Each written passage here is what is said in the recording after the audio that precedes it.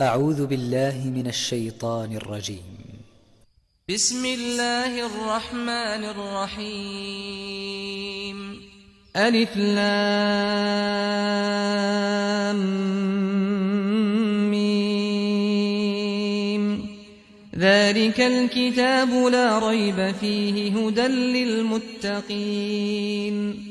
الذين يؤمنون بالغيب ويقيمون الصلاة ومما رزقناهم ينفقون والذين يؤمنون بما أنزل إليك وما أنزل من قبلك وبالآخرة هم يوقنون أولئك على هدى من ربهم وأولئك هم المفلحون. إن الذين كفروا سواء عليهم أأنذرتهم أم لم تنذرهم لا يؤمنون. ختم الله على قلوبهم وعلى سمعهم وعلى أبصارهم غشاوة ولهم عذاب عظيم. ومن الناس من يقول آمنا بالله وباليوم الآخر وما هم بمؤمنين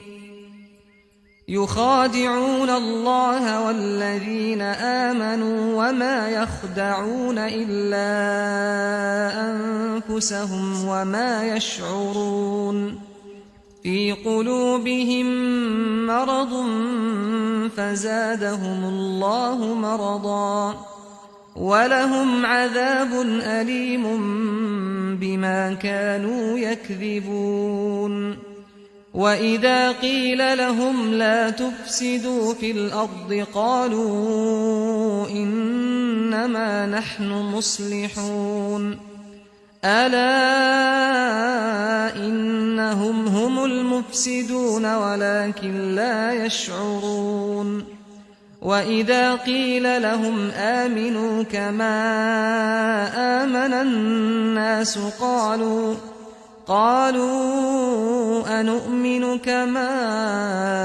آمن السفهاء. ألا إنهم هم السفهاء ولكن لا يعلمون.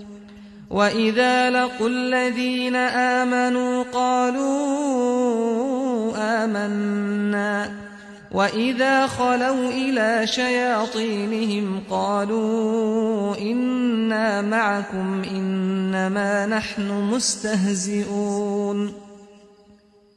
الله يستهزئ بهم ويمدهم في طغيانهم يعمهون. أولئك الذين اشتروا الضلالة بالهدى فما ربحت تجارتهم وما كانوا مهتدين. مثلهم كمثل الذي استوقد نارا فلما أضاءت ما حوله ذهب الله بنورهم وتركهم في ظلمات لا يبصرون. صم بكم عمي فهم لا يرجعون. أو كصيب من السماء فيه ظلمات ورعد وبرق يجعلون أصابعهم في آذانهم من الصواعق حذر الموت والله محيط بالكافرين. يكاد البرق يخطف أبصارهم كلما أضاء لهم مشوا فيه وإذا أظلم عليهم قاموا ولو شاء الله لذهب بسمعهم وأبصارهم إن الله على كل شيء قدير. يا أيها الناس اعبدوا ربكم الذي خلقكم والذين من قبلكم لعلكم تتقون. الذي جعل لكم الأرض فراشا والسماء بناء وأنزل من السماء ماء فأخرج به من الثمرات رزقا لكم فلا تجعلوا لله أندادا وأنتم تعلمون. وإن كنتم في ريب مما نزلنا على عبدنا فأتوا بسورة من مثله وادعوا شهداءكم من دون الله إن كنتم صادقين. فإن لم تفعلوا ولن تفعلوا فاتقوا النار التي وقودها الناس والحجارة أعدت للكافرين. وبشر الذين آمنوا وعملوا الصالحات أن لهم جنات تجري من تحتها الأنهار كلما رزقوا منها من ثمرة رزقا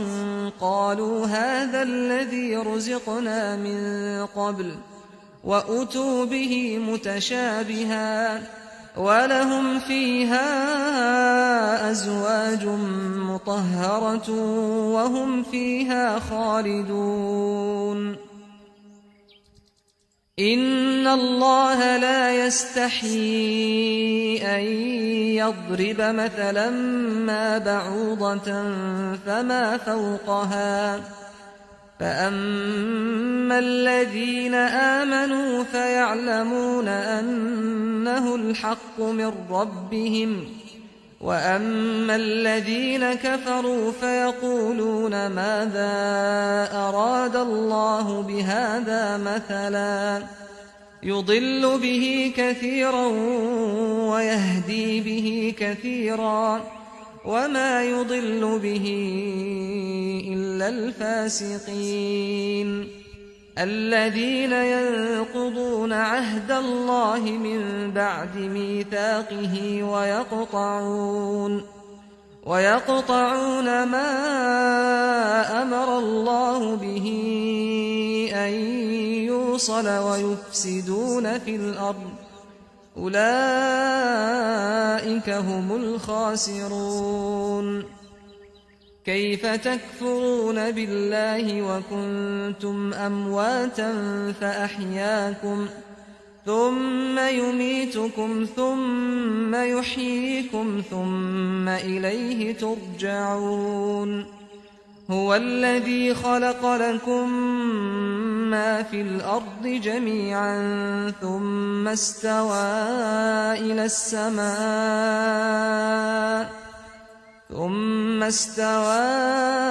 إلى السماء فسواهن 7 سماوات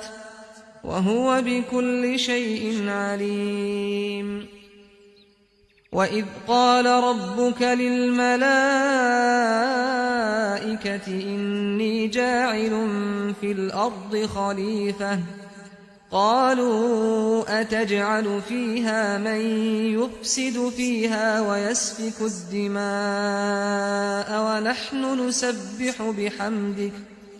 ونحن نسبح بحمدك ونقدس لك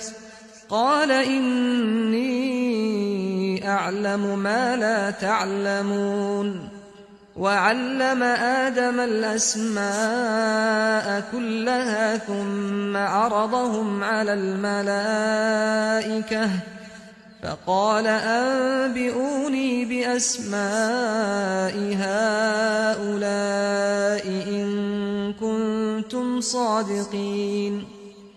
قالوا سبحانك لا علم لنا إلا ما علمتنا إنك أنت العليم الحكيم قال يا آدم أنبئهم بأسمائهم فلما أنبأهم بأسمائهم قال ألم أقل لكم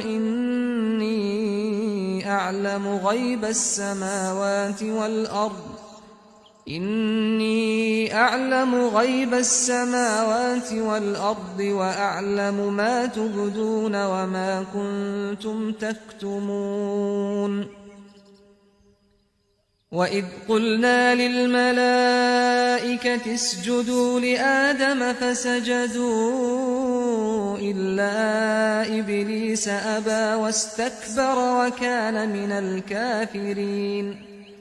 وقلنا يا آدم اسكن أنت وزوجك الجنة وكلا منها رغدا حيث شئتما ولا تقربا هذه الشجرة فتكونا من الظالمين فأزلهما الشيطان عنها فأخرجهما مما كانا فيه وقلنا اهبطوا بعضكم لبعض عدو ولكم في الأرض مستقر ومتاع إلى حين فتلقى آدم من ربه كلمات فتاب عليه إنه هو التواب الرحيم قلنا اهبطوا منها جميعا فإما يأتينكم مني هدى فمن تبع هداي فلا خوف عليهم ولا هم يحزنون والذين كفروا وكذبوا بآياتنا أولئك أصحاب النار هم فيها خالدون يا بني إسرائيل اذكروا نعمتي التي أنعمت عليكم وأوفوا بعهدي أوف بعهدكم وإياي فارهبون وآمنوا بما أنزلت مصدقا لما معكم ولا تكونوا أول كافر به ولا تشتروا بآياتي ثمنا قليلا وإياي فاتقون ولا تلبسوا الحق بالباطل وتكتموا الحق وأنتم تعلمون وأقيموا الصلاة وآتوا الزكاة واركعوا مع الراكعين أتأمرون الناس بالبر وتنسون أنفسكم وأنتم تتلون الكتاب أفلا تعقلون واستعينوا بالصبر والصلاة وإنها لكبيرة إلا على الخاشعين الذين يظنون أنهم ملاقو ربهم وأنهم إليه راجعون يا بني إسرائيل اذكروا نعمتي التي أنعمت عليكم وأني فضلتكم على العالمين واتقوا يوما لا تجزي نفس عن نفس شيئا ولا يقبل منها شفاعة ولا يؤخذ منها عدل ولا هم ينصرون وإذ نجيناكم من آل فرعون يسومونكم سوء العذاب يذبحون أبناءكم ويستحيون نساءكم وفي ذلكم بلاء من ربكم عظيم وإذ فرقنا بكم البحر فأنجيناكم وأغرقنا آل فرعون وأنتم تنظرون وإذ واعدنا موسى 40 ليلة ثم اتخذتم العجل من بعده وأنتم ظالمون ثم عفونا عنكم من بعد ذلك لعلكم تشكرون وإذ آتينا موسى الكتاب والفرقان لعلكم تهتدون وإذ قال موسى لقومه يا قوم إنكم ظلمتم أنفسكم باتخاذكم العجل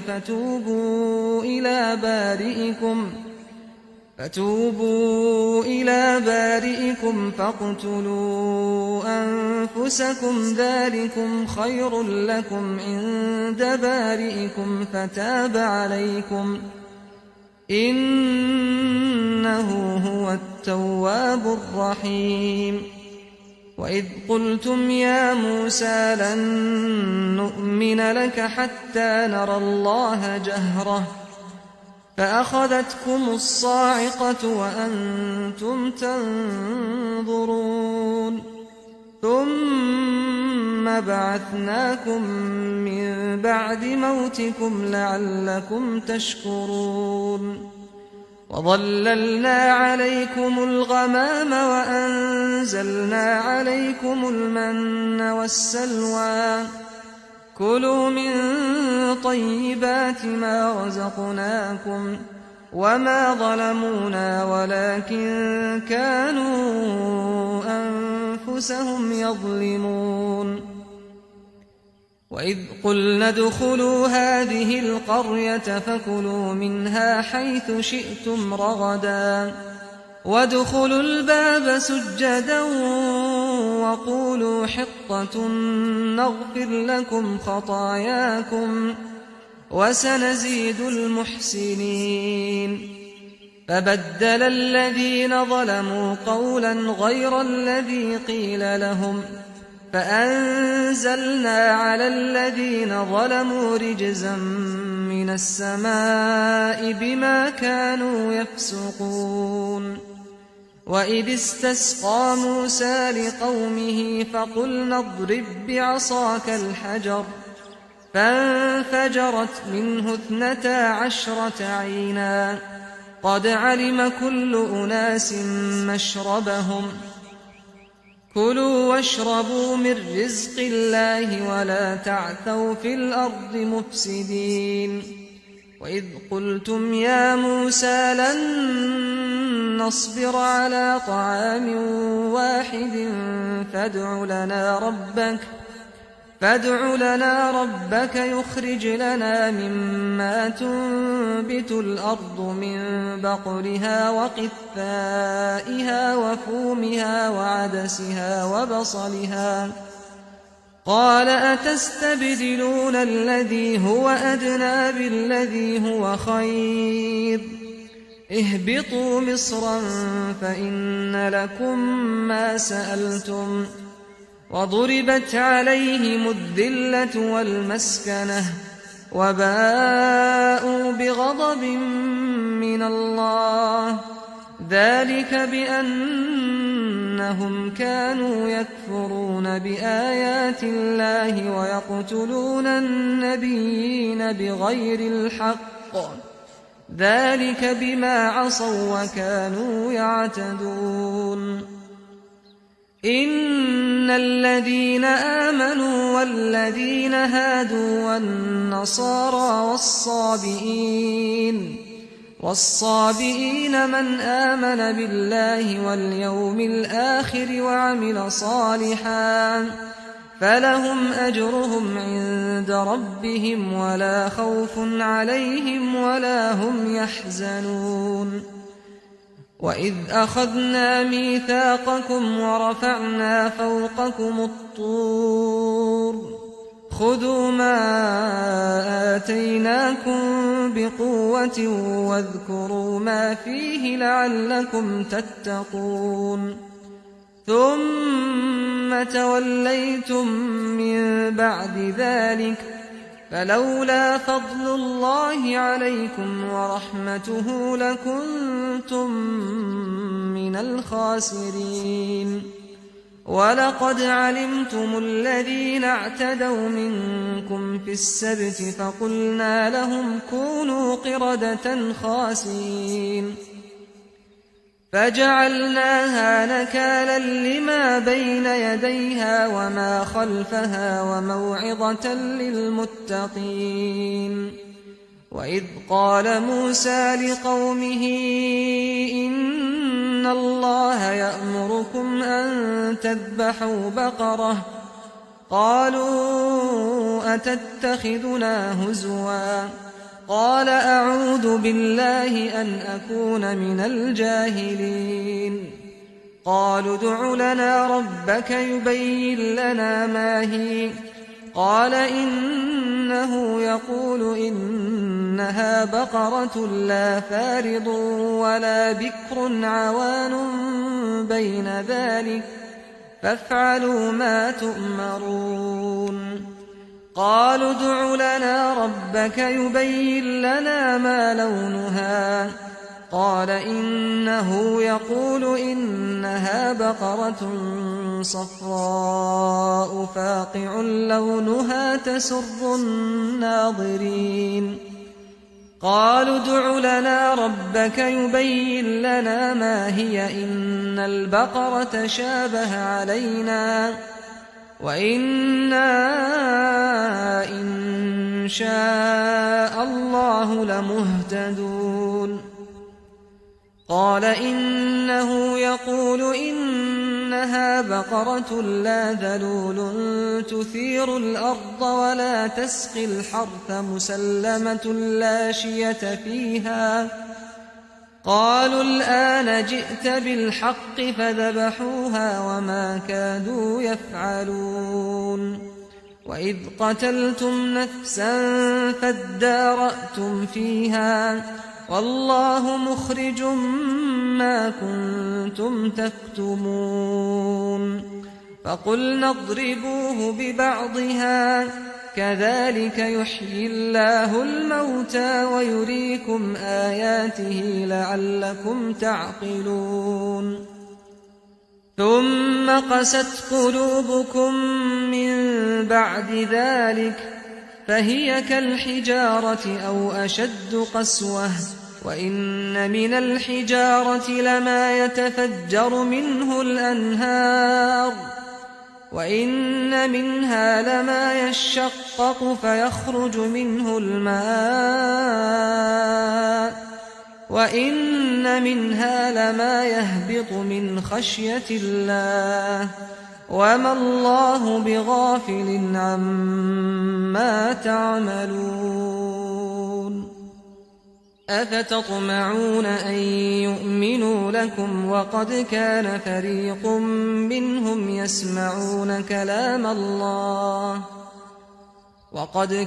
فريق منهم يسمعون كلام الله ثم يحرفونه من بعد ما عقلوه وهم يعلمون وإذا لقوا الذين آمنوا قالوا آمنا وإذا خلا بعضهم إلى بعض قالوا أتحدثونهم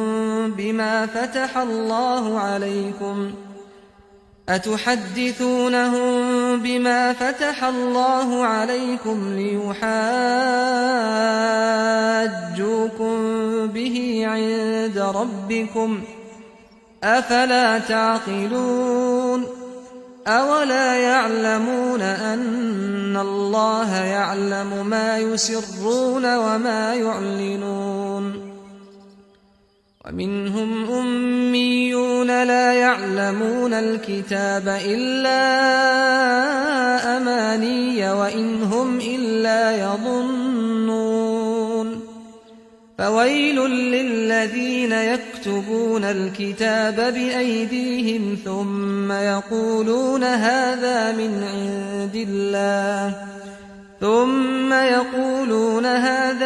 عند الله ليشتروا به ثمنا قليلا فويل لهم مما كتبت أيديهم وويل لهم مما يكسبون وقالوا لن تمسنا النار إلا أياما معدودة قل أتخذتم عند الله عهدا فلن يخلف الله عهده أم تقولون على الله ما لا تعلمون بلى من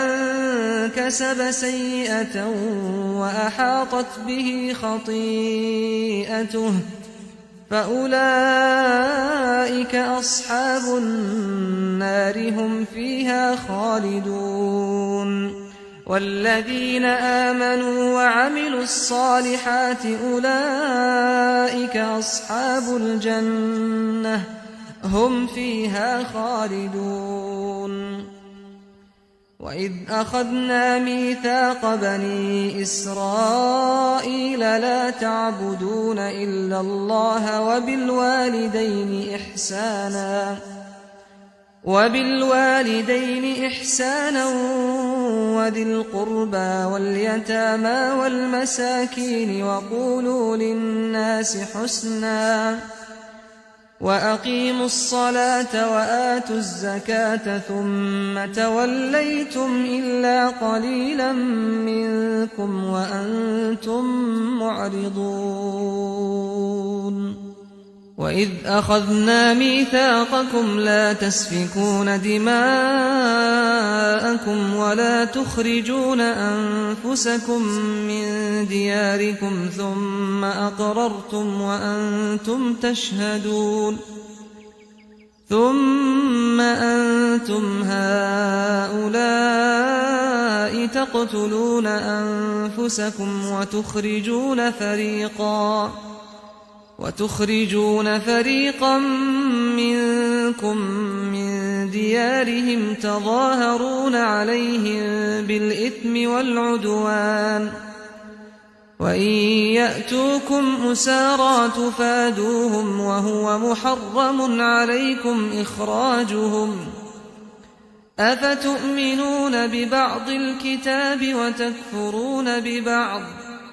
فما جزاء من يفعل ذلك منكم إلا خزي في الحياة الدنيا ويوم القيامة يردون إلى أشد العذاب وما الله بغافل عما تعملون أولئك الذين اشتروا الحياة الدنيا بالآخرة فلا يخفف عنهم العذاب ولا هم ينصرون ولقد آتينا موسى الكتاب وقفينا من بعده بالرسل وآتينا عيسى ابن مريم البينات وأيدناه بروح القدس أفكلما جاءكم رسول بما لا تهوى أنفسكم استكبرتم ففريقا كذبتم وفريقا تقتلون وقالوا قلوبنا غلف بل لعنهم الله بكفرهم فقليلا ما يؤمنون ولما جاءهم كتاب من عند الله مصدق لما معهم وكانوا من قبل يستفتحون على الذين كفروا فلما جاءهم ما عرفوا كفروا به فلعنة الله على الكافرين بئس ما اشتروا به أنفسهم أن يكفروا بما أنزل الله بغيا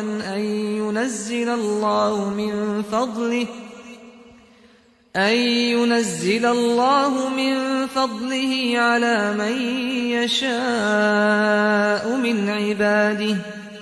فباءوا بغضب على غضب وللكافرين عذاب مهين وإذا قيل لهم آمنوا بما أنزل الله قالوا نؤمن بما أنزل علينا ويكفرون بما وراءه وهو الحق مصدقا لما معهم قل فلم تقتلون أنبياء الله من قبل إن كنتم مؤمنين ولقد جاءكم موسى بالبينات ثم اتخذتم العجل من بعده وأنتم ظالمون وإذ أخذنا ميثاقكم ورفعنا فوقكم الطور خذوا ما آتيناكم بقوة واسمعوا قالوا سمعنا وعصينا وأشربوا في قلوبهم العجل بكفرهم قل بئس ما يأمركم به إيمانكم إن كنتم مؤمنين قل إن كانت لكم الدار الآخرة عند الله خالصة من دون الناس فتمنوا الموت إن كنتم صادقين ولن يتمنوه أبدا بما قدمت أيديهم والله عليم بالظالمين ولتجدنهم أحرص الناس على حياة ومن الذين أشركوا يود أحدهم لو يعمر 1000 سنة وما هو بمزحزحه من العذاب أن يعمر والله بصير بما يعملون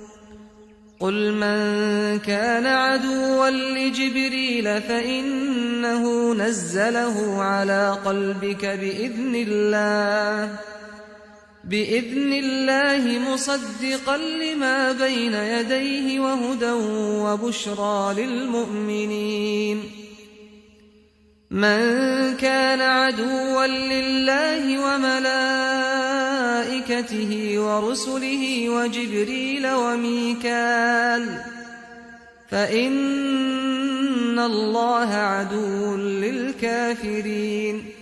ولقد أنزلنا إليك آيات بينات وما يكفر بها إلا الفاسقون أوكلما عاهدوا عهدا نبذه فريق منهم بل أكثرهم لا يؤمنون ولما جاءهم رسول من عند الله مصدق لما معهم نبذ فريق من الذين أوتوا الكتاب كتاب الله وراء ظهورهم كأنهم لا يعلمون واتبعوا ما تتلو الشياطين على ملك سليمان وما كفر سليمان ولكن الشياطين كفروا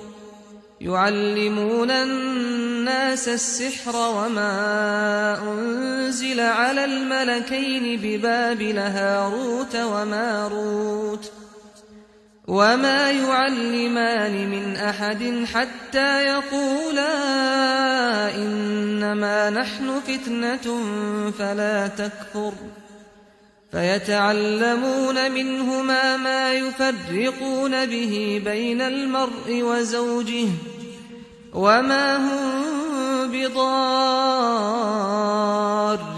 به من أحد إلا بإذن الله ويتعلمون ما يضرهم ولا ينفعهم ولقد علموا لمن اشتراه ما له في الآخرة من خلاق ولبئس ما شروا به أنفسهم لو كانوا يعلمون ولو أنهم آمنوا واتقوا لمثوبة من عند الله خير لو كانوا يعلمون يا أيها الذين آمنوا لا تقولوا راعنا وقولوا انظرنا واسمعوا وللكافرين عذاب أليم ما يود الذين كفروا من أهل الكتاب ولا المشركين أن ينزل عليكم من خير من ربكم والله يختص برحمته من يشاء والله ذو الفضل العظيم ما ننسخ من آية أو ننسها نأت بخير منها أو مثلها ألم تعلم أن الله على كل شيء قدير ألم تعلم أن الله له ملك السماوات والأرض وما لكم من دون الله من ولي ولا نصير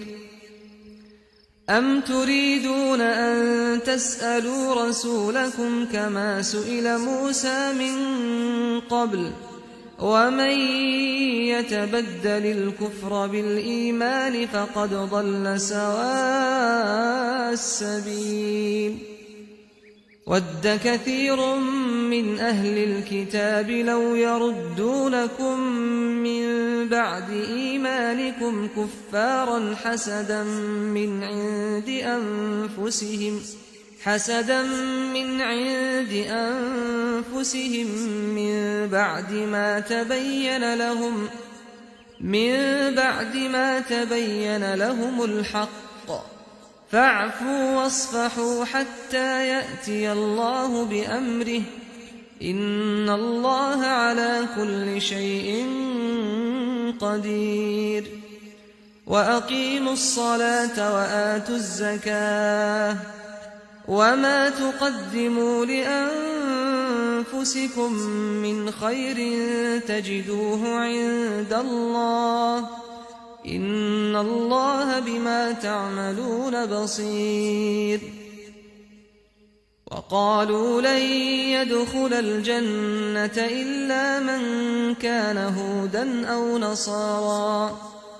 تلك أمانيهم قل هاتوا برهانكم إن كنتم صادقين بلى من أسلم وجهه لله وهو محسن فله أجره عند ربه ولا خوف عليهم ولا هم يحزنون وقالت اليهود ليست النصارى على شيء وقالت النصارى ليست اليهود على شيء وهم يتلون الكتاب كذلك قال الذين لا يعلمون مثل قولهم فالله يحكم بينهم يوم القيامة فيما كانوا فيه يختلفون ومن أظلم ممن منع مساجد الله أن يذكر فيها اسمه وسعى في خرابها أولئك أولئك ما كان لهم أن يدخلوها إلا خائفين لهم في الدنيا خزي ولهم في الآخرة عذاب عظيم ولله المشرق والمغرب فأينما تولوا فثم وجه الله إن الله واسع عليم وقالوا اتخذ الله ولدا سبحانه بل له ما في السماوات والأرض كل له قانتون بديع السماوات والأرض وإذا قضى أمرا فإنما يقول له كن فيكون وقال الذين لا يعلمون لولا يكلمنا الله أو تأتينا آية كذلك قال الذين من قبلهم مثل قولهم تشابهت قلوبهم قد بينا الآيات لقوم يوقنون إنا أرسلناك بالحق بشيرا ونذيرا ولا تسأل عن أصحاب الجحيم ولن ترضى عنك اليهود ولا النصارى حتى تتبع ملتهم قل إن هدى الله هو الهدى ولئن اتبعت أهواءهم بعد الذي جاءك من العلم ما لك من الله من ولي ولا نصير الذين آتيناهم الكتاب يتلونه حق تلاوته أولئك يؤمنون به ومن يكفر به فأولئك هم الخاسرون يا بني إسرائيل اذكروا نعمتي التي أنعمت عليكم وأني فضلتكم على العالمين واتقوا يوما لا تجزي نفس عن نفس شيئا ولا يقبل منها عدل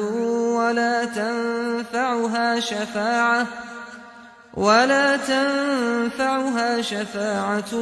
ولا هم ينصرون وإذ ابتلى إبراهيم ربه بكلمات فأتمهن قال إني جاعلك للناس إماما قال ومن ذريتي قال لا ينال عهد الظالمين وإذ جعلنا البيت مثابة للناس وأمنا واتخذوا من مقام إبراهيم مصلى وعهدنا إلى إبراهيم وإسماعيل أن طهرا بيتي للطائفين والعاكفين والركع السجود وإذ قال إبراهيم رب اجعل هذا بلدا آمنا وارزق أهله من الثمرات من آمن منهم بالله واليوم الآخر قال ومن كفر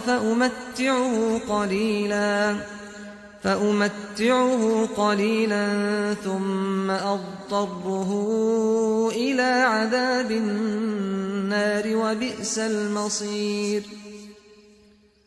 وإذ يرفع إبراهيم القواعد من البيت وإسماعيل ربنا تقبل منا إنك أنت السميع العليم ربنا واجعلنا مسلمين لك ومن ذريتنا أمة مسلمة لك وأرنا مناسكنا وتب علينا إنك أنت التواب الرحيم ربنا وابعث فيهم رسولا منهم يتلو عليهم آياتك ويعلمهم الكتاب والحكمة ويزكيهم إنك أنت العزيز الحكيم ومن يرغب عن ملة إبراهيم إلا من سفه نفسه ولقد اصطفيناه في الدنيا وإنه في الآخرة لمن الصالحين إذ قال له ربه أسلم قال أسلمت لرب العالمين ووصى بها إبراهيم بنيه ويعقوب يا بني إن الله اصطفى لكم الدين فلا تموتن إلا وأنتم مسلمون أم كنتم شهداء إذ حضر يعقوب الموت إذ قال لبنيه ما تعبدون من بعدي قالوا نعبد إلهك وإله آبائك إبراهيم وإسماعيل وإسحاق إلها واحدا ونحن له مسلمون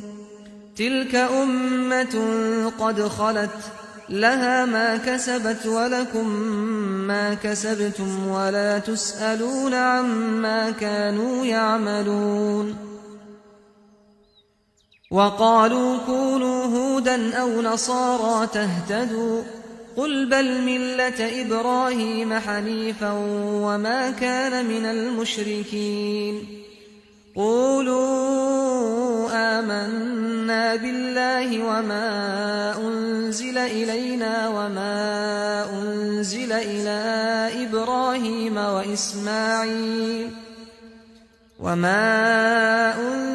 إلى إبراهيم وإسماعيل وإسحاق ويعقوب والأسباط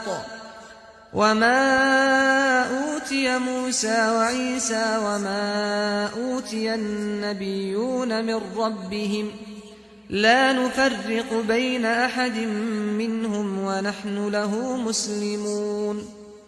فإن آمنوا بمثل ما آمنتم به فقد اهتدوا وإن تولوا فإنما هم في شقاق فسيكفيكهم الله وهو السميع العليم صبغة الله ومن أحسن من الله صبغة ونحن له عابدون قل أتحاجوننا في الله وهو ربنا وربكم ولنا أعمالنا ولكم أعمالكم ونحن له مخلصون أم تقولون إن إبراهيم وإسماعيل وإسحاق ويعقوب والأسباط كانوا هودا أو نصارى قل أأنتم أعلم أم الله ومن أظلم ممن كتم شهادة عنده من الله وما الله بغافل عما تعملون تلك أمة قد خلت لها ما كسبت ولكم ما كسبتم ولا تسألون عما كانوا يعملون سيقول السفهاء من الناس ما ولاهم عن قبلتهم التي كانوا عليها قل لله المشرق والمغرب يهدي من يشاء إلى صراط مستقيم وكذلك جعلناكم أمة وسطا لتكونوا شهداء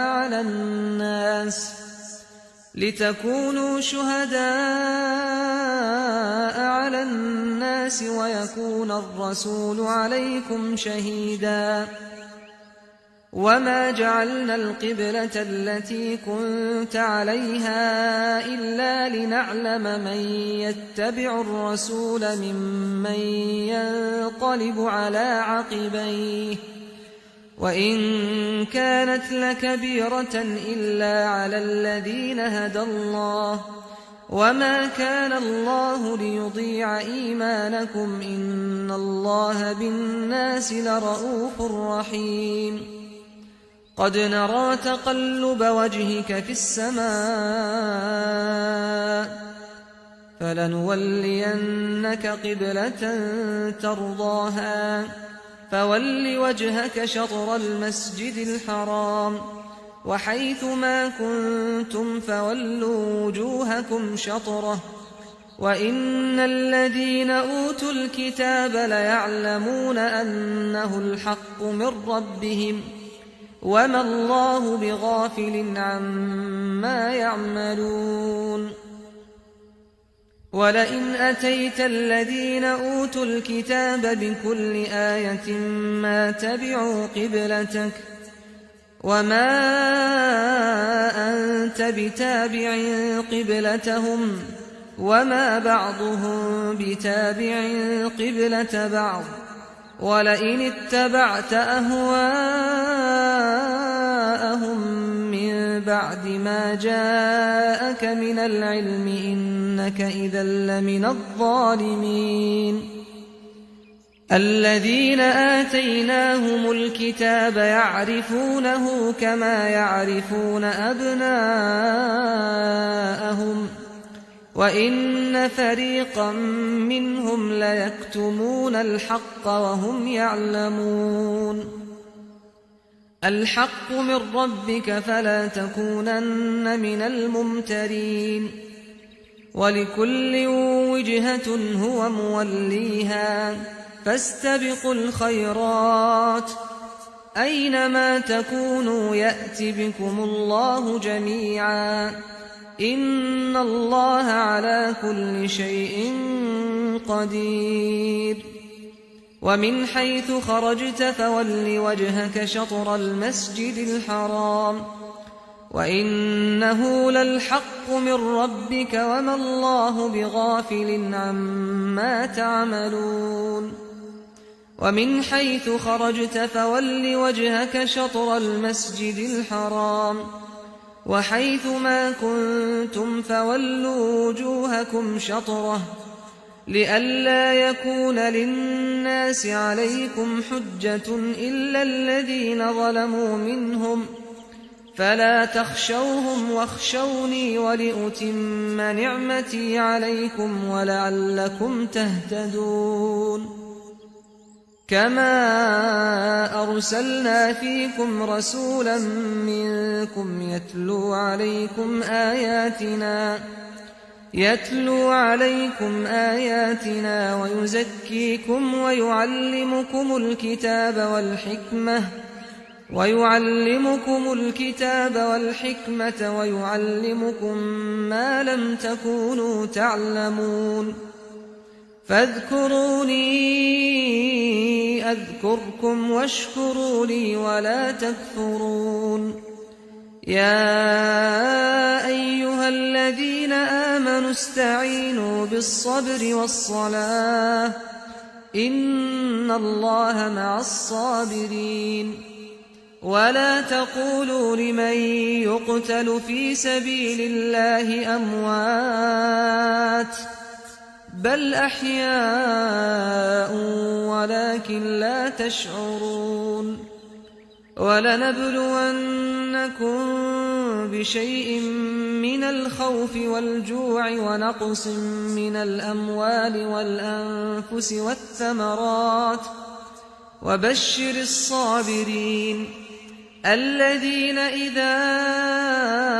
أصابتهم مصيبة قالوا إنا لله وإنا إليه راجعون أولئك عليهم صلوات من ربهم ورحمة وأولئك هم المهتدون إن الصفا والمروة من شعائر الله فمن حج البيت أو اعتمر فلا جناح عليه أن يطوف بهما ومن تطوع خيرا فإن الله شاكر عليم إن الذين يكتمون ما أنزلنا من البينات والهدى من بعد ما بيناه للناس في الكتاب أولئك يلعنهم الله ويلعنهم اللاعنون إلا الذين تابوا وأصلحوا وبينوا فأولئك أتوب عليهم وأنا التواب الرحيم إن الذين كفروا وماتوا وهم كفار أولئك عليهم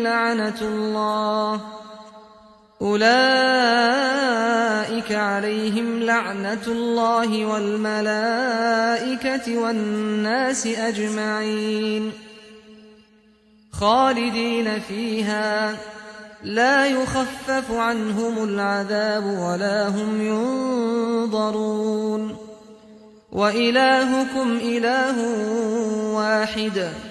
لا إله إلا هو الرحمن الرحيم إن في خلق السماوات والأرض واختلاف الليل والنهار والفلك التي تجري في البحر بما ينفع الناس وما أنزل الله من السماء من ماء فأحيا به الأرض بعد موتها وبث فيها من كل دابة وتصريف الرياح والسحاب المسخر بين السماء والأرض لآيات لقوم يعقلون ومن الناس من يتخذ من دون الله أندادا يحبونهم كحب الله والذين آمنوا أشد حبا لله ولو يرى الذين ظلموا إذ يرون العذاب أن القوة لله جميعا وأن الله شديد العذاب إذ تبرأ الذين اتبعوا من الذين اتبعوا ورأوا العذاب وتقطعت بهم الأسباب وقال الذين اتبعوا لو أن لنا كرة فنتبرأ منهم كما تبرأوا منا كذلك يريهم الله أعمالهم حسرات عليهم وما هم بخارجين من النار يا أيها الناس كلوا مما في الأرض حلالا طيبا ولا تتبعوا خطوات الشيطان إنه لكم عدو مبين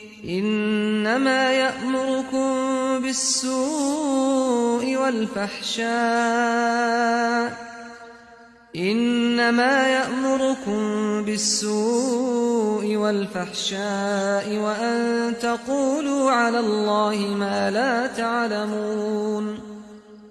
وإذا قيل لهم اتبعوا ما أنزل الله قالوا بل نتبع ما ألفينا عليه آباءنا أولو كان آباؤهم لا يعقلون شيئا ولا يهتدون ومثل الذين كفروا كمثل الذي ينعق بما لا يسمع إلا دعاء ونداء صم بكم عمي فهم لا يعقلون الذين آمنوا كلوا من طيبات ما رزقناكم واشكروا لله إن كنتم إياه تعبدون إنما حرم عليكم الميتة والدم ولحم الخنزير وما أهل به لغير الله فمن اضطر غير باغ ولا عاد فلا إثم عليه إن الله غفور رحيم إن الذين يكتمون ما أنزل الله من الكتاب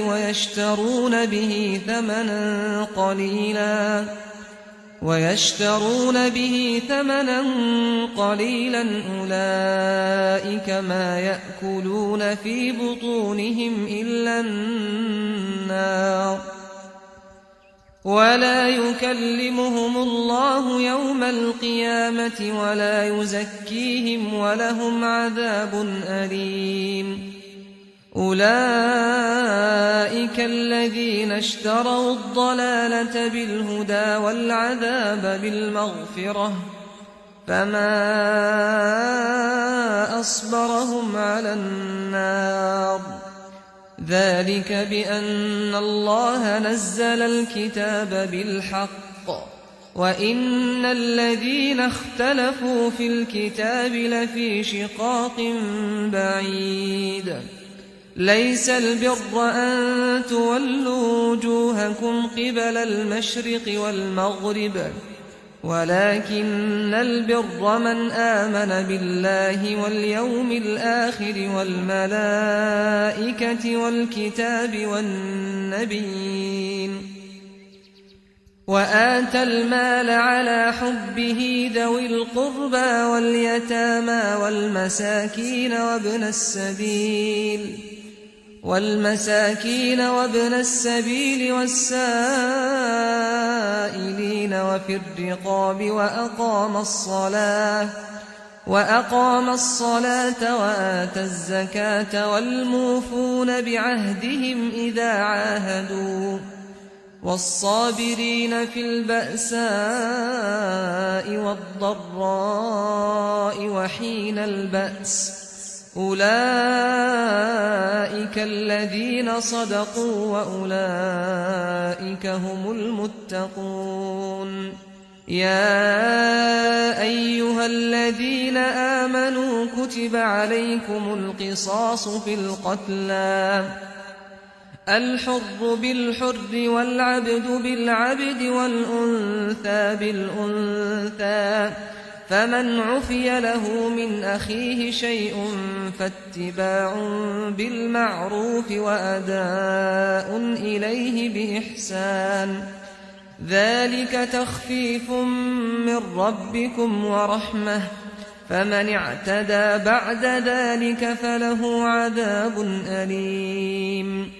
ولكم في القصاص حياة يا أولي الألباب لعلكم تتقون كتب عليكم إذا حضر أحدكم الموت إن ترك خيرا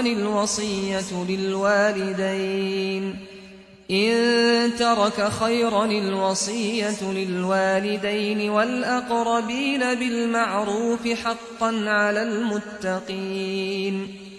فمن بدله بعدما سمعه فإنما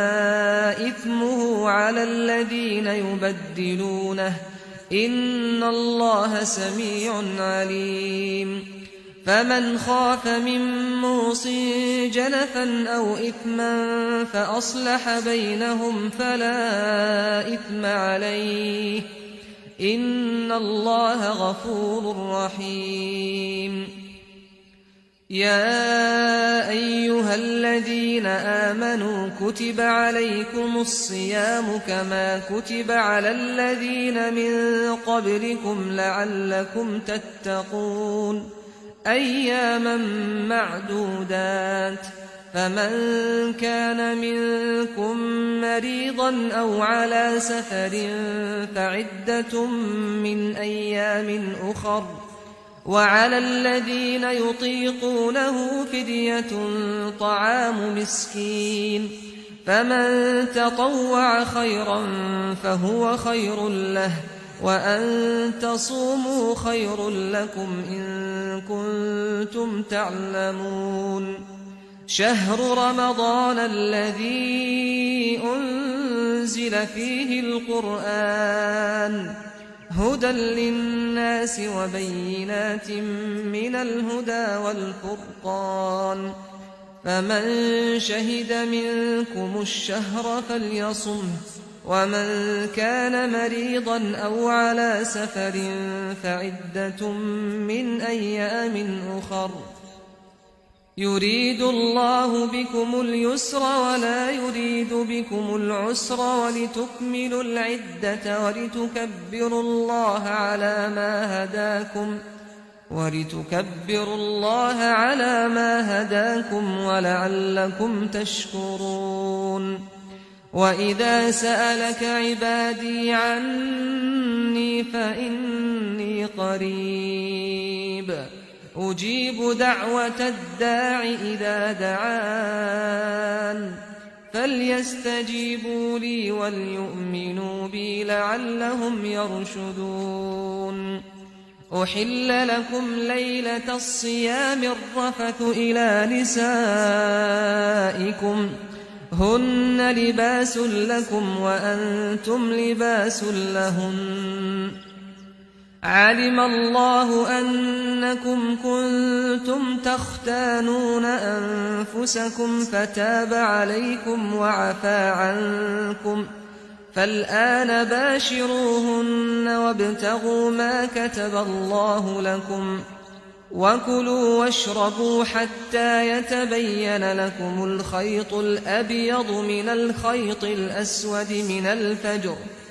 ثم أتموا الصيام إلى الليل، ولا تباشروهن وأنتم عاكفون في المساجد،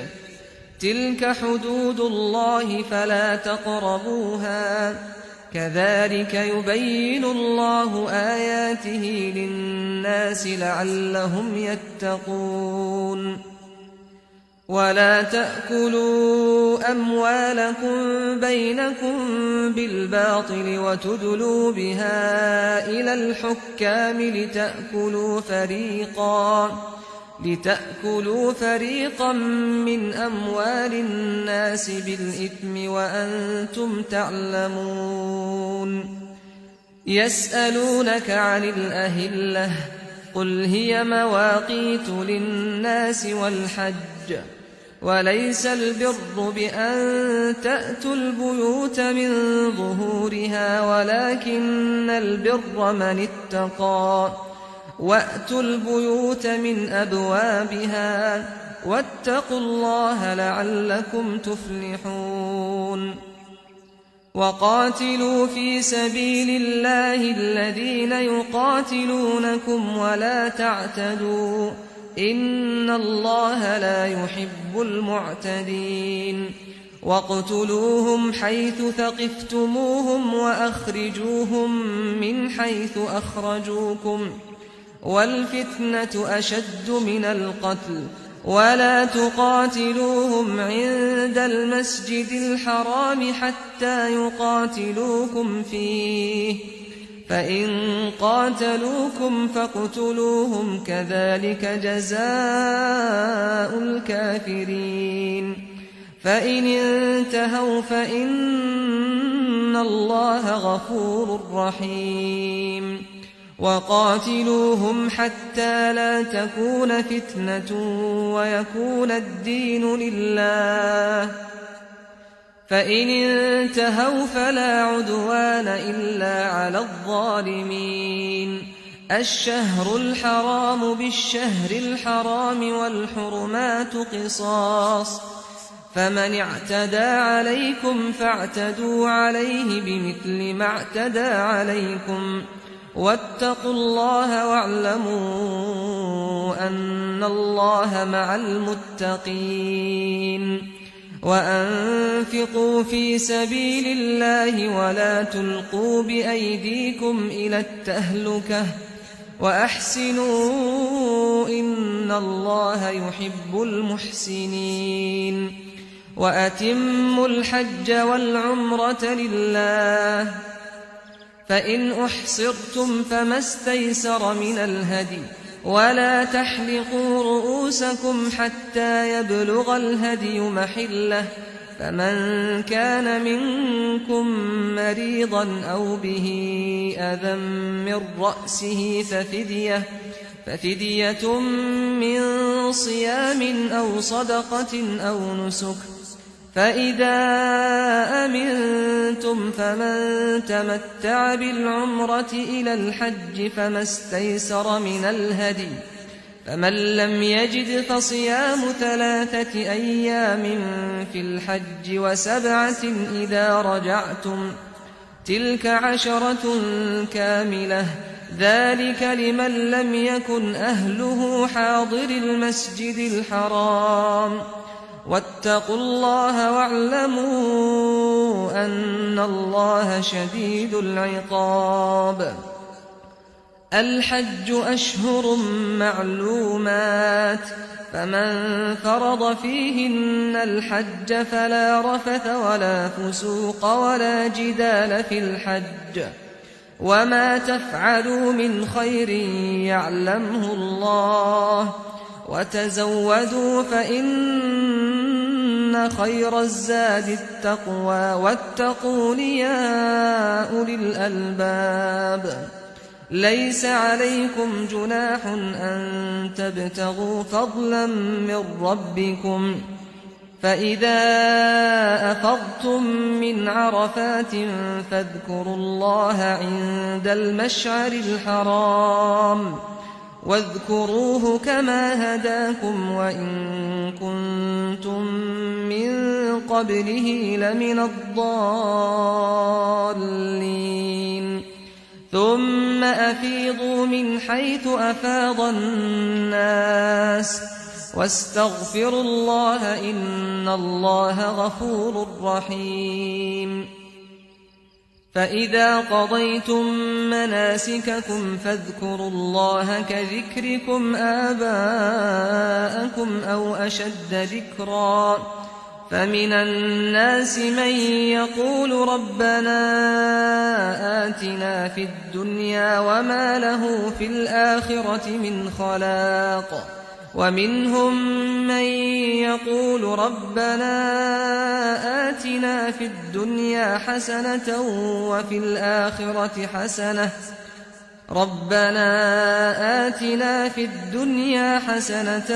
وفي الآخرة حسنة وقنا عذاب النار أولئك لهم نصيب مما كسبوا والله سريع الحساب واذكروا الله في أيام معدودات فمن تعجل في يومين فلا إثم عليه ومن تأخر فلا إثم عليه لمن اتقى واتقوا الله واعلموا أنكم إليه تحشرون ومن الناس من يعجبك قوله في الحياة الدنيا ويشهد الله على ما في قلبه وهو ألد الخصام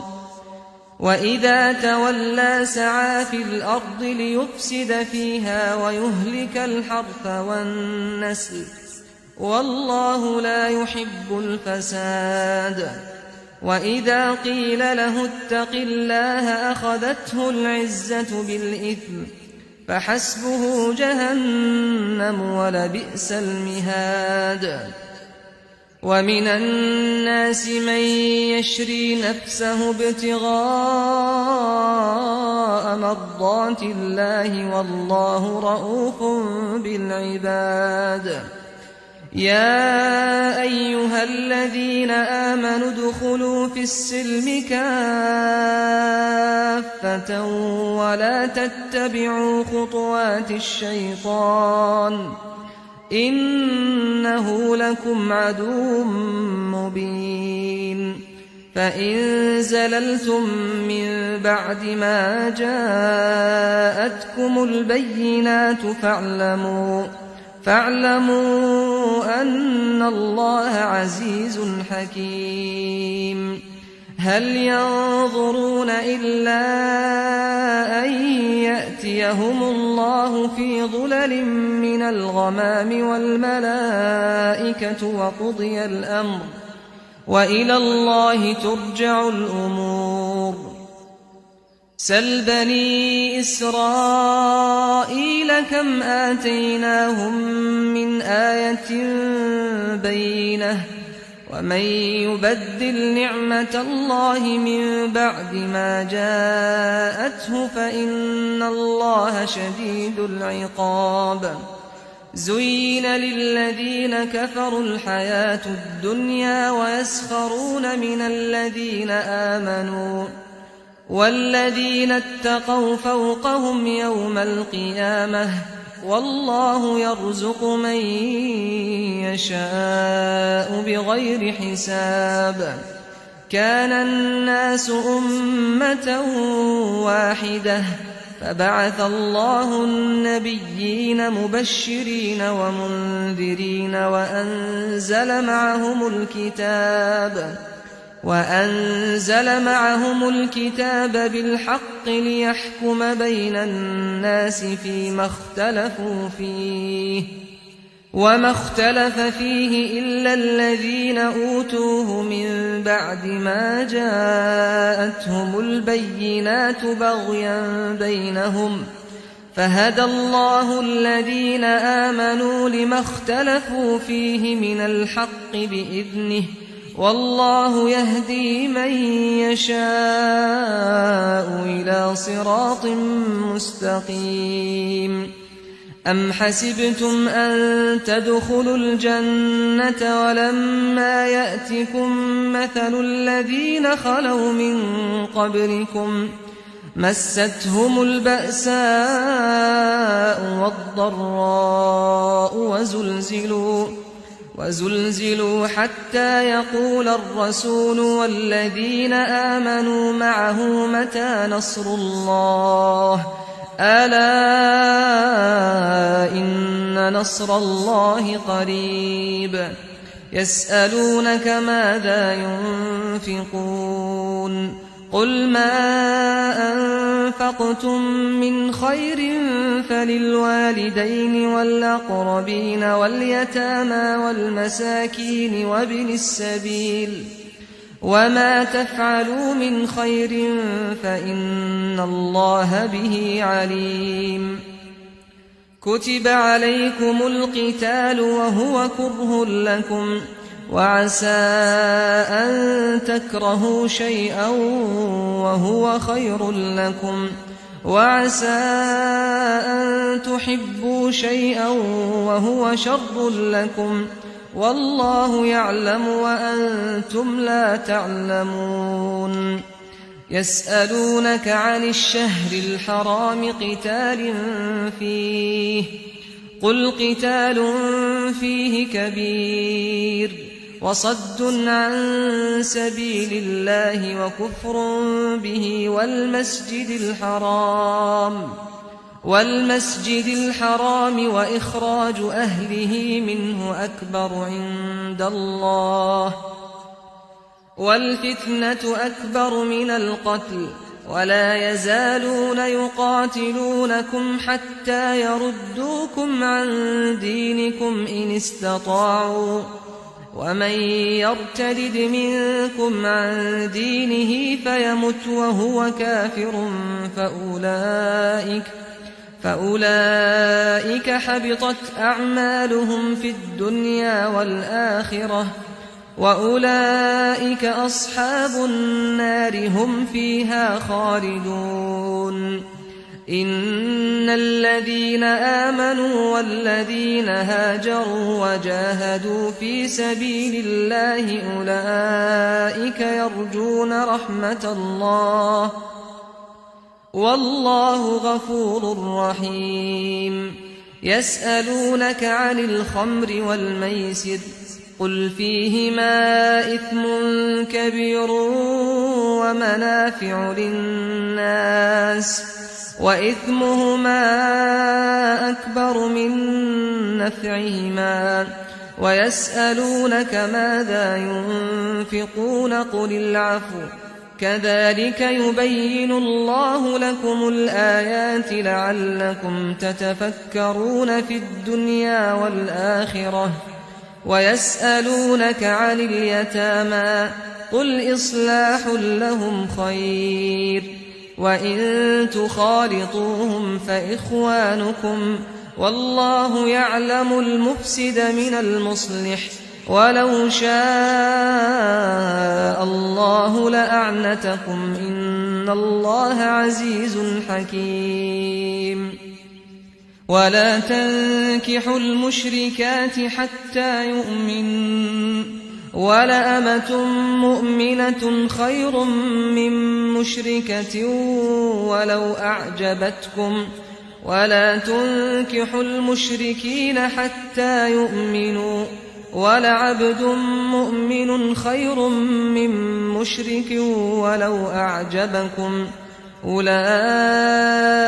يدعون إلى النار والله يدعو إلى الجنة والمغفرة بإذنه ويبين آياته للناس لعلهم يتذكرون ويسألونك عن المحيض قل هو أذى فاعتزلوا النساء في المحيض ولا تقربوهن حتى يطهرن فإذا تطهرن فأتوهن من حيث أمركم الله إن الله يحب التوابين ويحب المتطهرين نساؤكم حرث لكم فأتوا حرثكم أنى شئتم وقدموا لأنفسكم واتقوا الله واعلموا أنكم ملاقوه وبشر المؤمنين ولا تجعلوا الله عرضة لأيمانكم أن تبروا وتتقوا وتصلحوا بين الناس والله سميع عليم لا يؤاخذكم الله باللغو في أيمانكم ولكن يؤاخذكم بما كسبت قلوبكم والله غفور حليم للذين يؤلون من نسائهم تربص 4 أشهر فإن فاءوا فإن الله غفور رحيم وإن عزموا الطلاق فإن الله سميع عليم والمطلقات يتربصن بأنفسهن 3 قروء ولا يحل لهن أن يكتمن ما خلق الله في أرحامهن إن كن يؤمن بالله واليوم الآخر وبعولتهن أحق بردهن في ذلك إن أرادوا إصلاحا ولهن مثل الذي عليهن بالمعروف وللرجال عليهن درجة والله عزيز حكيم الطلاق 2 فإمساك بمعروف أو تسريح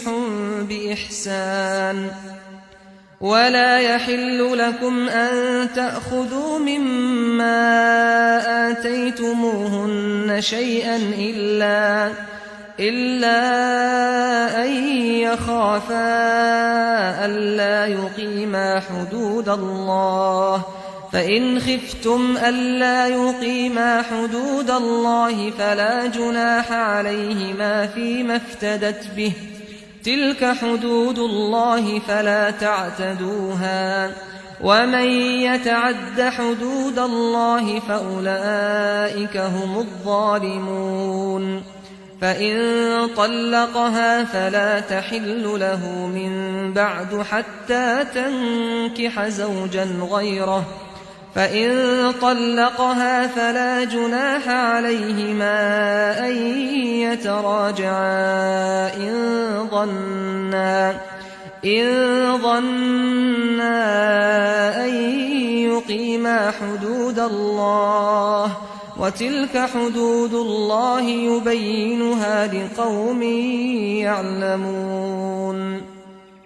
وإذا طلقتم النساء فبلغن أجلهن فأمسكوهن بمعروف أو سرحوهن بمعروف، ولا تمسكوهن ضرارا لتعتدوا، ومن يفعل ذلك فقد ظلم نفسه. ولا تتخذوا آيات الله هزوا، واذكروا نعمة الله عليكم وما أنزل عليكم من الكتاب والحكمة يعظكم به، واتقوا الله واعلموا أن الله بكل شيء عليم. وإذا طلقتم النساء فبلغن أجلهن فلا تعضلوهن أن ينكحن أزواجهن إذا تراضوا بينهم بالمعروف، ذلك يوعظ به من كان منكم يؤمن بالله واليوم الآخر، ذلكم أزكى لكم وأطهر، والله يعلم وأنتم لا تعلمون. والوالدات يرضعن أولادهن حولين كاملين لمن أراد أن يتم الرضاعة، وعلى المولود له رزقهن وكسوتهن بالمعروف، لا تكلف نفس إلا وسعها، لا تضار والدة بولدها ولا مولود له بولده، وعلى الوارث مثل ذلك، فإن أرادا فصالا عن تراض منهما وتشاور فلا جناح عليهما. وإن أردتم أن تسترضعوا أولادكم فلا جناح عليكم إذا سلمتم ما آتيتم بالمعروف، واتقوا الله واعلموا أن الله بما تعملون بصير. والذين يتوفون منكم ويذرون أزواجا يتربصن بأنفسهن 4 أشهر وعشرا، فإذا بلغن أجلهن فلا جناح عليكم فيما فعلن في أنفسهن بالمعروف، والله بما تعملون خبير. ولا جناح عليكم فيما عرضتم به من خطبة النساء أو أكننتم في أنفسكم، علم الله أنكم ستذكرونهن ولكن لا تواعدوهن سرا إلا أن تقولوا قولا معروفا، ولا تعزموا عقدة النكاح حتى يبلغ الكتاب أجله واعلموا أن الله يعلم ما في أنفسكم فاحذروه واعلموا أن الله غفور حليم لا جناح عليكم إن طلقتم النساء ما لم تمسوهن أو تفرضوا لهن فريضة ومتعوهن على الموسع قدره وعلى المقتر قدره متاعا بالمعروف حقا على المحسنين وإن طلقتموهن من قبل أن تمسوهن وقد فرضتم لهن فريضة فنصف ما فرضتم إلا أن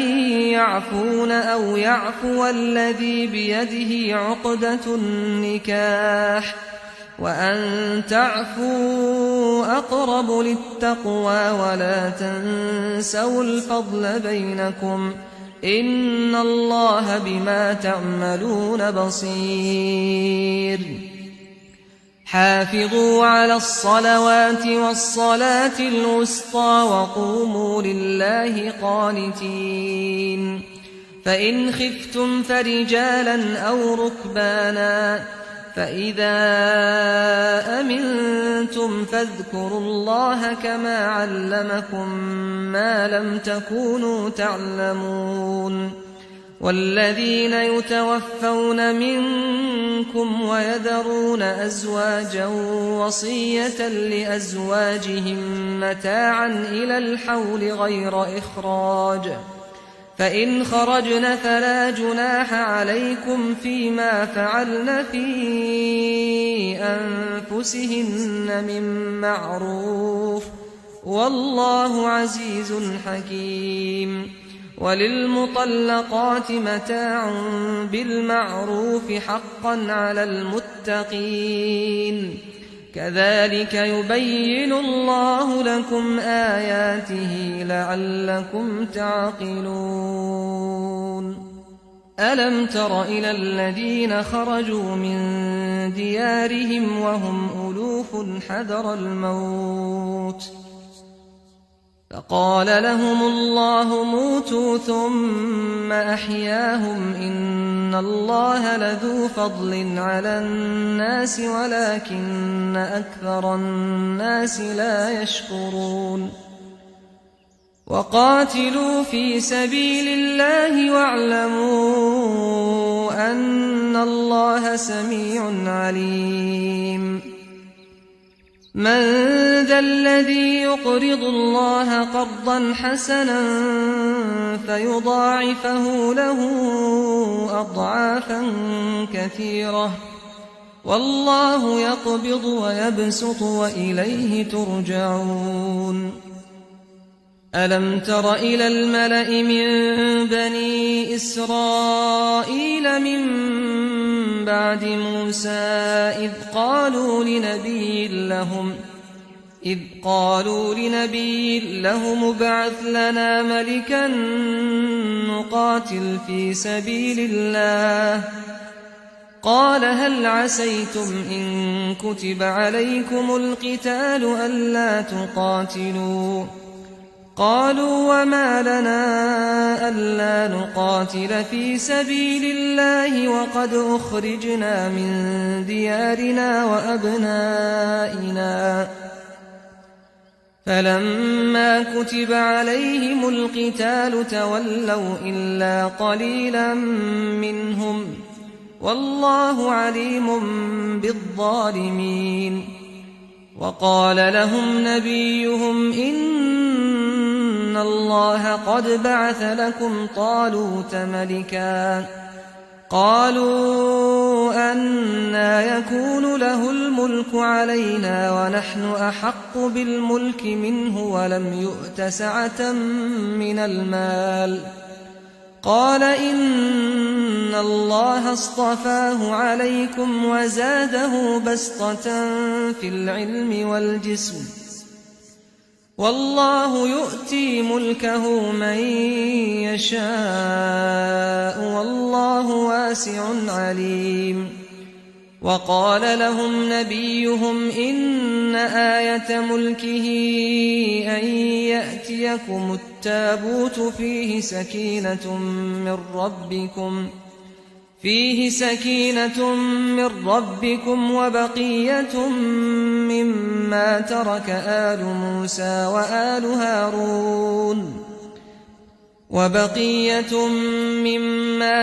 آل موسى وآل هارون تحمله الملائكة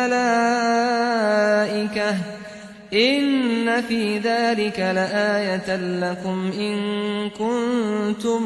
مؤمنين فلما فصل طالوت بالجنود قال إن الله مبتليكم بنهر فمن شرب منه فليس مني ومن لم يطعمه فإنه مني إلا من اغترف غرفة بيده فشربوا منه إلا قليلا منهم فلما جاوزه هو والذين آمنوا معه قالوا لا طاقة لنا اليوم بجالوت وجنوده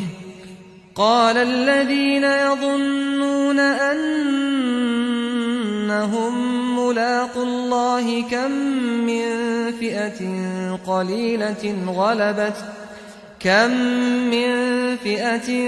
قليلة غلبت فئة كثيرة بإذن الله والله مع الصابرين ولما برزوا لجالوت وجنوده قالوا ربنا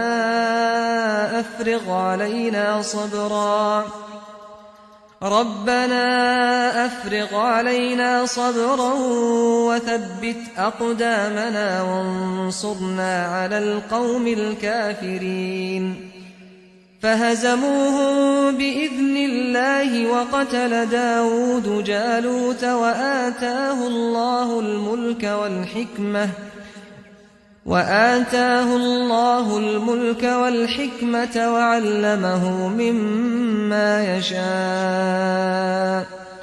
ولولا دفع الله الناس بعضهم ببعض لفسدت الأرض ولكن الله ذو فضل على العالمين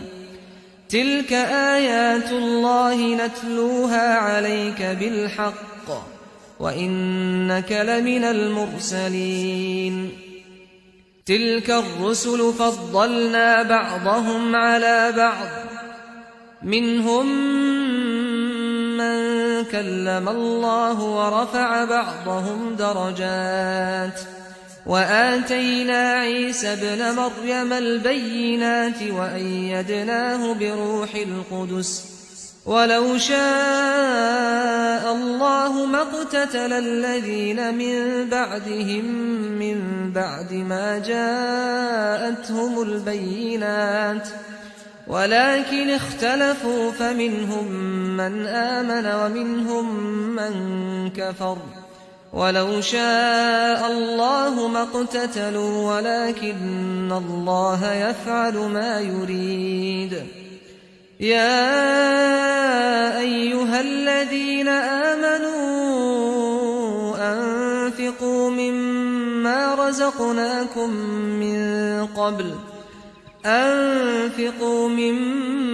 رزقناكم من قبل أن يأتي يوم لا بيع فيه ولا خلة ولا شفاعة والكافرون هم الظالمون الله لا إله إلا هو الحي القيوم لا تأخذه سنة ولا نوم له ما في السماوات وما في الأرض من ذا الذي يشفع عنده إلا بإذنه يعلم ما بين أيديهم وما خلفهم ولا يحيطون بشيء من علمه إلا بما شاء وسع كرسيه السماوات والأرض ولا يئوده حفظهما وهو العلي العظيم لا إكراه في الدين قد تبين الرشد من الغي فمن يكفر بالطاغوت ويؤمن بالله فقد استمسك بالعروة الوثقى لا انفصام لها والله سميع عليم الله ولي الذين آمنوا يخرجهم من الظلمات إلى النور والذين كفروا أولياؤهم الطاغوت يخرجونهم من النور إلى الظلمات أولئك أصحاب النار هم فيها خالدون ألم تر إلى الذي حاج إبراهيم في ربه أن آتاه الله الملك إذ قال إبراهيم ربي الذي يحيي ويميت قال أنا أحيي وأميت قال إبراهيم فإن الله يأتي بالشمس من المشرق فأت بها من المغرب فبهت الذي كفر والله لا يهدي القوم الظالمين أو كالذي مر على قرية وهي خاوية على عروشها قال أنى يحيي هذه الله بعد موتها فأماته الله 100 عام ثم بعثه قال كم لبثت قال لبثت يوما أو بعض يوم قال بل لبثت 100 عام فانظر إلى طعامك وشرابك لم يتسنه وانظر إلى حمارك ولنجعلك آية للناس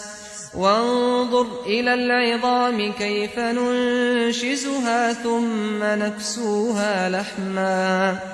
فلما تبين له قال أعلم أن الله على كل شيء قدير وإذ قال إبراهيم رب أرني كيف تحيي الموتى قال أولم تؤمن قال بلى ولكن ليطمئن قلبي قال فخذ 4 من الطير فصرهن إليك ثم اجعل على كل جبل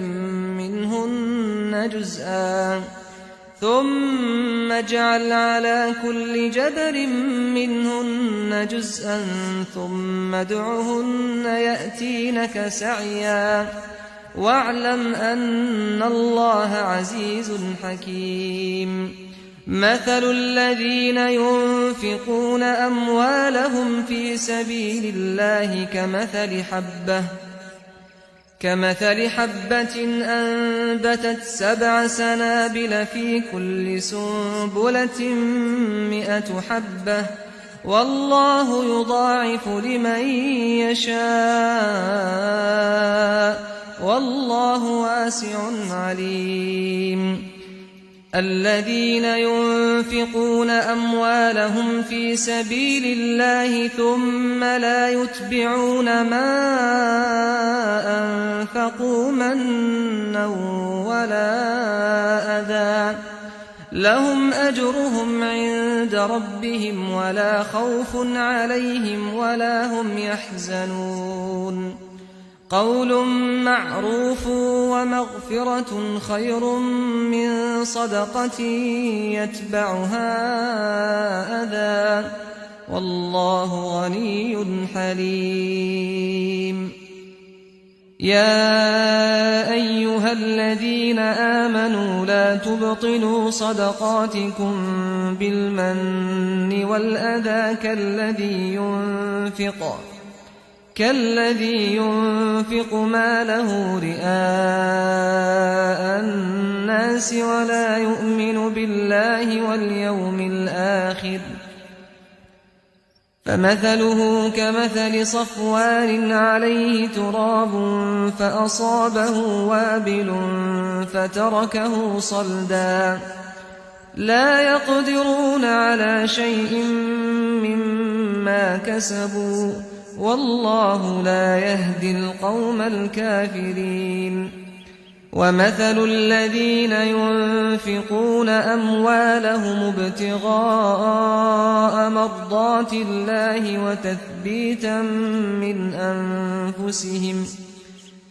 وتثبيتا من أنفسهم كمثل جنة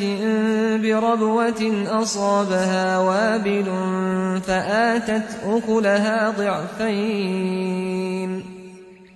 فآتت أكلها ضعفين فإن لم يصبها وابل فطل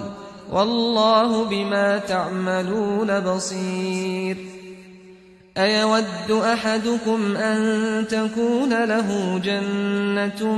من نخيل وأعناب تجري من تحتها الأنهار له فيها من كل الثمرات وأصابه الكبر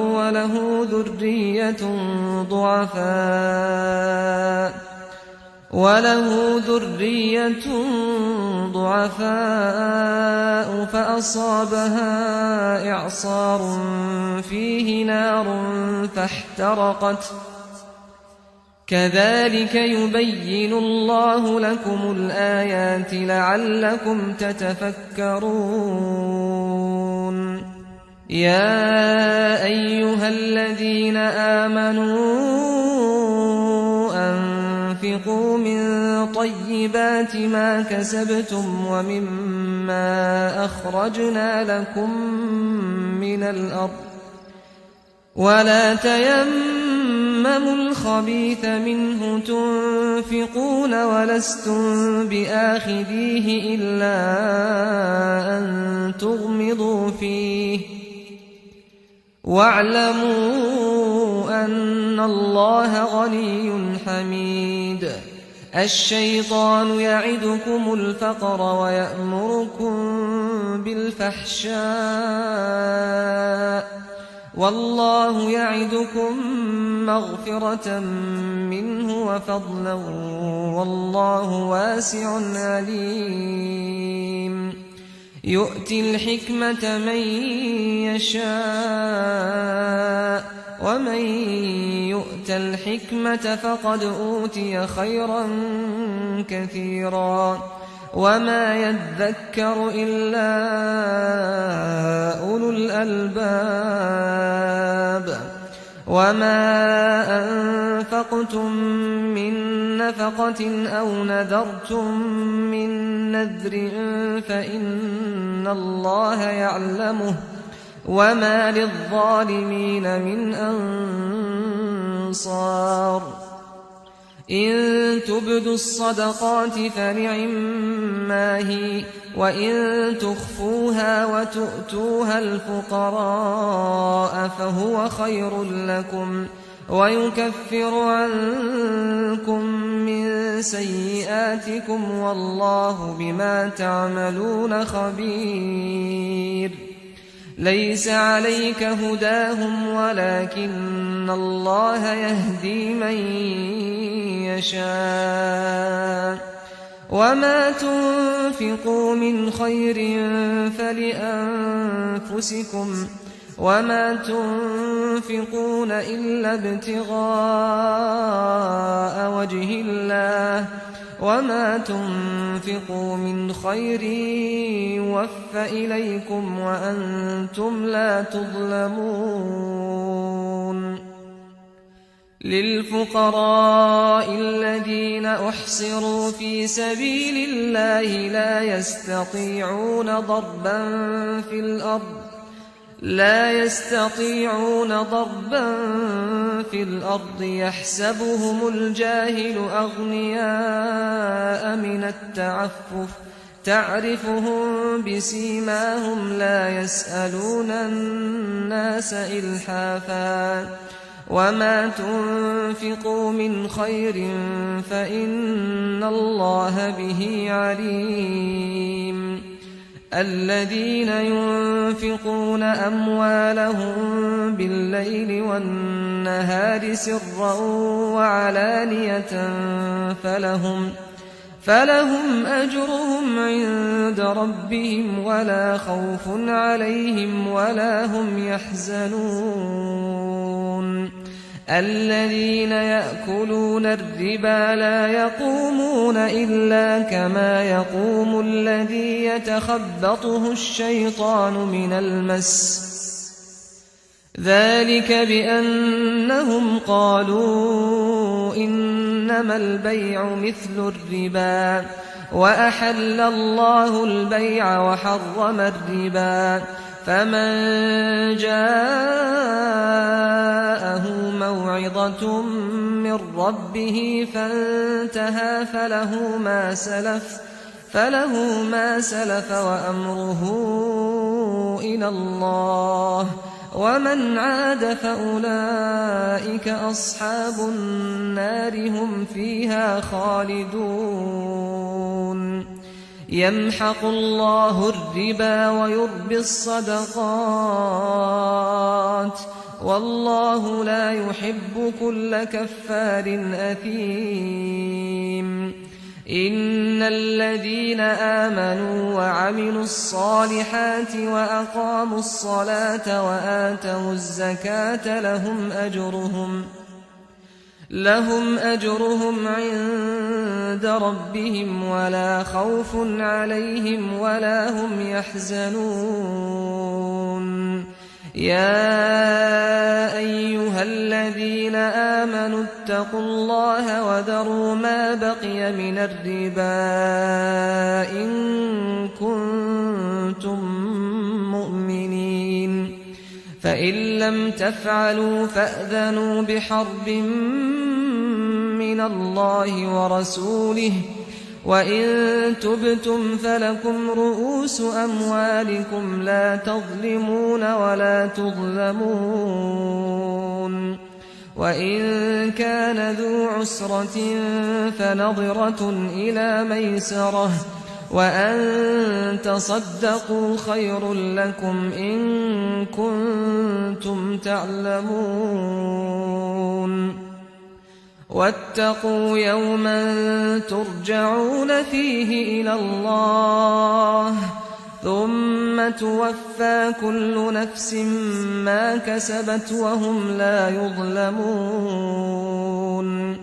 يا أيها الذين آمنوا إذا تداينتم بدين إلى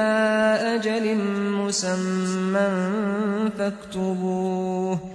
وليكتب بينكم كاتب بالعدل ولا يأب كاتب أن يكتب كما علمه الله فليكتب وليملل الذي عليه الحق وليتق الله ربه ولا يبخس منه شيئا فإن كان الذي عليه الحق سفيها أو ضعيفا أو لا يستطيع أن يمل هو فليملل وليه بالعدل واستشهدوا شهيدين من رجالكم فإن لم يكونا رجلين فرجل وامرأتان ممن ترضون من الشهداء أن تضل إحداهما فتذكر إحداهما الأخرى ولا يأبى الشهداء إذا ما دعوا ولا تسأموا أن تكتبوه صغيرا أو كبيرا إلى أجله ذلكم أقسط عند الله وأقوم للشهادة وأدنى ألا ترتابوا إلا أن تكون تجارة حاضرة تديرونها بينكم فليس عليكم جناح ألا تكتبوها وأشهدوا إذا تبايعتم ولا يضار كاتب ولا شهيد وإن تفعلوا فإنه فسوق بكم واتقوا الله ويعلمكم الله والله بكل شيء عليم وإن كنتم على سفر ولم تجدوا كاتبا فرهان مقبوضة فإن أمن بعضكم بعضا فليؤد الذي اؤتمن أمانته وليتق الله ربه ولا تكتموا الشهادة ومن يكتمها فإنه آثم قلبه والله بما تعملون عليم لله ما في السماوات وما في الأرض وإن تبدوا ما في أنفسكم أو تخفوه يحاسبكم به الله فيغفر لمن يشاء ويعذب من يشاء والله على كل شيء قدير آمن الرسول بما أنزل إليه من ربه والمؤمنون كل آمن بالله وملائكته وكتبه ورسله لا نفرق بين أحد من رسله وقالوا سمعنا وأطعنا غفرانك ربنا وإليك المصير لا يكلف الله نفسا إلا وسعها لها ما كسبت وعليها ما اكتسبت ربنا لا تؤاخذنا إن نسينا أو أخطأنا ربنا ولا تحمل علينا إصرا كما حملته على الذين من قبلنا ربنا ولا تحملنا ما لا طاقة لنا به واعف عنا واغفر لنا وارحمنا أنت مولانا فانصرنا على القوم الكافرين